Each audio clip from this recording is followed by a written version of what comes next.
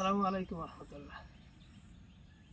ব্যবসা জগতের একটা গুরুত্বপূর্ণ মূলনীতি, যে মূলনীতির কারণে আমরা হয়তো দুর্ভোগে পড়ি অথবা আমাদের ভোক্তারা স্বাচ্ছন্দ্য বোধ করে অথবা কষ্টে পড়ে।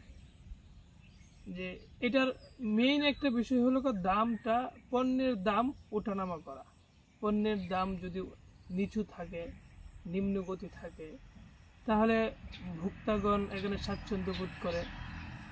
যদি ঊর্ধ্বগতি থাকে, উপরে উঠে পণ্যের দাম, তাহলে এখানে আমাদের গ্রাহকরা কষ্টে পড়ে যায়। বিশেষ করে যারা নিম্নবিত্ত পরিবার বা গরিব পরিবার, তারা অনেক কষ্টে পড়ে যায়।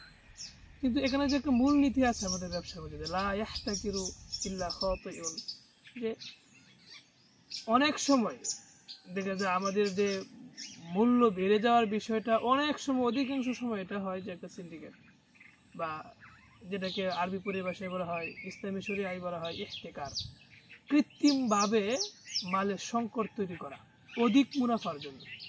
আর এটা হাদিসে ভাষ্য অনুযায়ী, ইসলামী শরিয়া অনুযায়ী এটা একটা জঘন্য অপরাধ, এটা একটা নিষিদ্ধ কাজ। এখন দেখেন, যদি আমি আলেম হই, তাহলে এই ইহতিকারটা যদি আমি করি, কৃত্রিম সংকট তৈরি করি, তাহলে আমার মনের মধ্যে এই ভয়টা থাকবে যে আমি এই জিনিসটা সংকট তৈরি করতেছি, আল্লাহর কাছে আমাকে জবাবদিহিতা করতে হবে।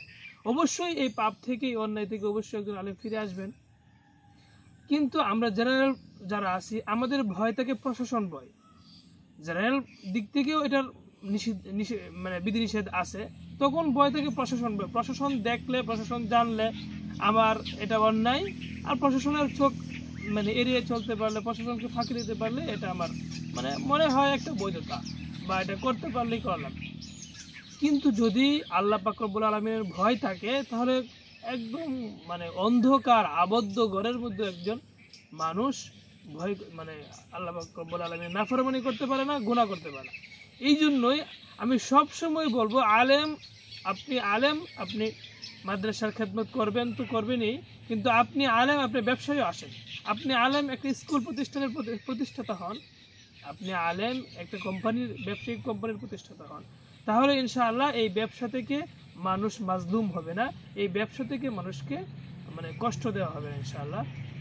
আশা করি আমরা যারা উলামায়ে কেরাম আছি, তরুণ উলামায়ে কেরাম, অবশ্যই আমরা ব্যবসার দিকে অগ্রসর হব ইনশাআল্লাহ। আসসালামু আলাইকুম।